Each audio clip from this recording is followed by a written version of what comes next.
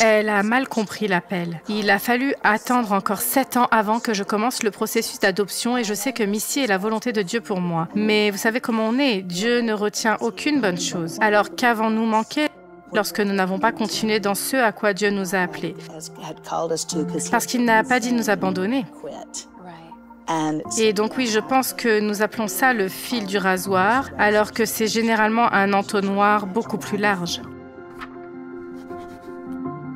Si j'avais $1 pour chaque femme qui vient me voir et me dit « Je veux être comme Victoria Austin et le pasteur Joel, je veux faire des émissions comme Hosanna, je veux passer à la télévision », c'est comme si je leur disais « Eh bien ma chérie, est-ce que tu enseignes à l'école du dimanche? Est-ce que tu étudies ta Bible ?» Mais c'est comme si « Eh bien non, je veux juste être instantanément génial dans cet appel. » Eh bien revenons à ce que tu sais faire, comment tu le perfectionnes.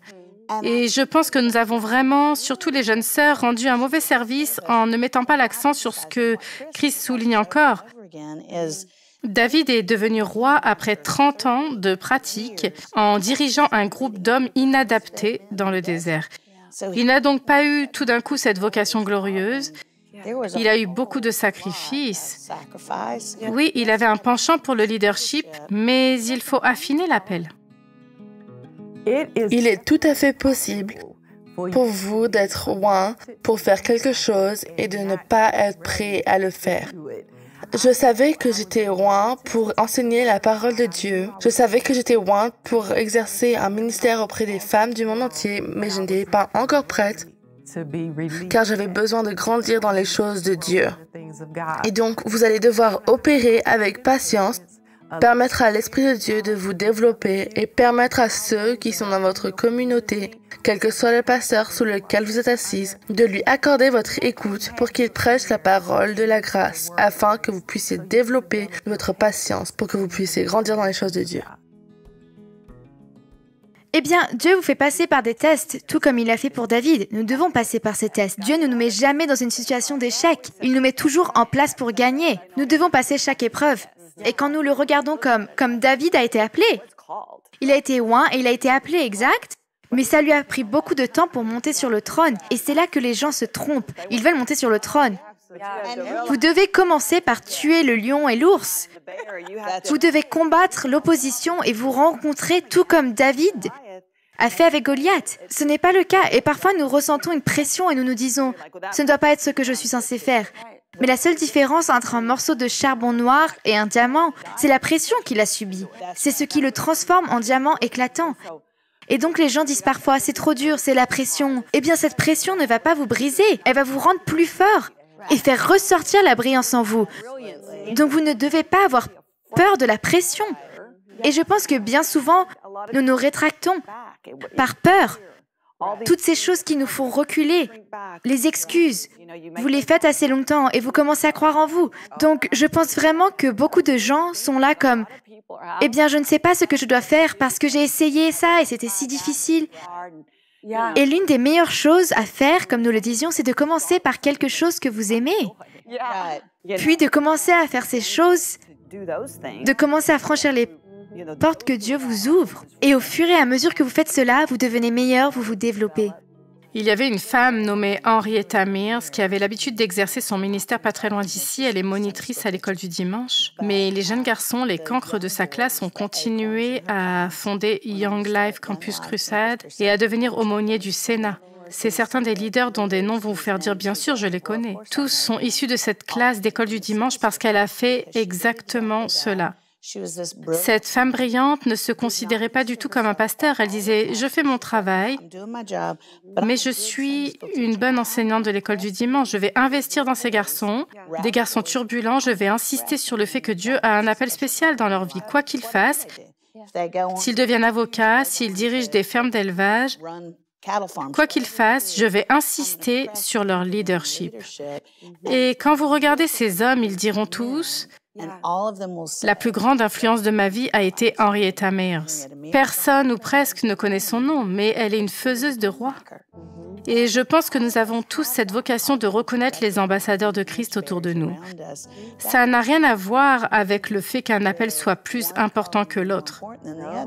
Vous pouvez dire ce que fait le pasteur Freeman est plus important que la fille au salon de coiffure.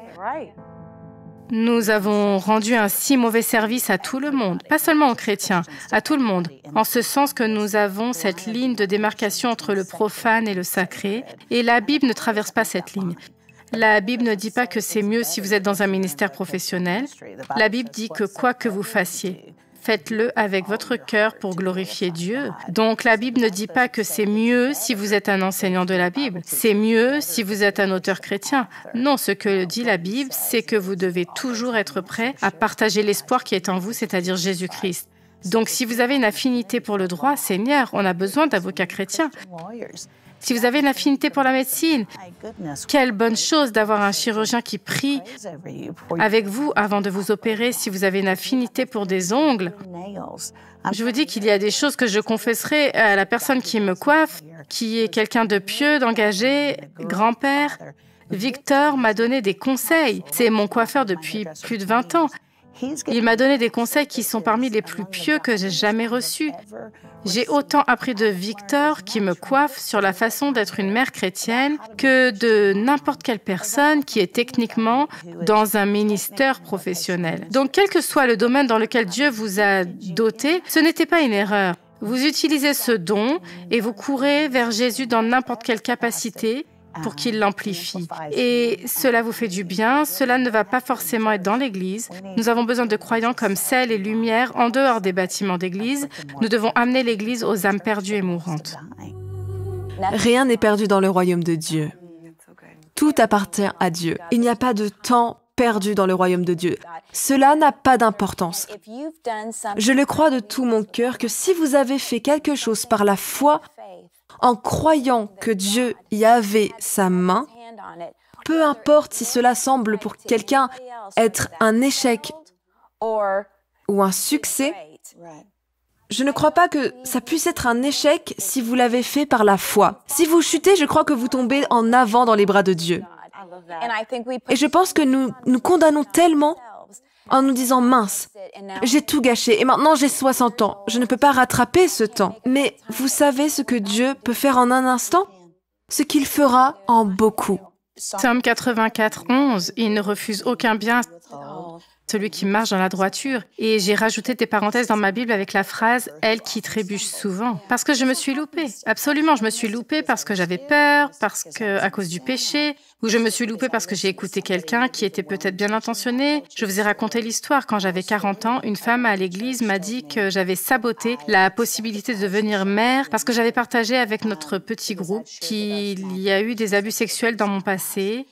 Et elle m'a dit, Lisa, je sais que tu as suivi une thérapie chrétienne, mais au cas où tu ne serais pas guérie, tu pourrais involontairement transférer le traumatisme que tu as vécu dans ton enfance sur un de tes propres enfants. Et elle a donc dit, je pense que tu as saboté ta chance de devenir mère et que tu as loupé cette possibilité. Donc, mon encouragement serait d'aller à la SPA et d'adopter un chien. Vaut mieux se concentrer sur les animaux de compagnie. J'avais 40 ans, j'aurais dû m'en douter. Je marche avec Jésus depuis que je suis toute petite. Mais je pense que c'est là que nous croyons avoir raté le coche. La conviction et la honte sont des choses totalement différentes. Jésus n'utilise pas la honte comme outil de motivation, mais c'était ma peur la plus profonde, que la folie de mon passé vienne saboter ma chance d'avoir une famille à moi. J'ai mis cette demande d'adoption au fond du tiroir de mon dossier à l'église après avoir rencontré une femme qui voulait bien faire. Elle était tordue dans sa théologie, mais ce n'était pas quelqu'un qui criait au monde. Elle avait mal compris l'appel.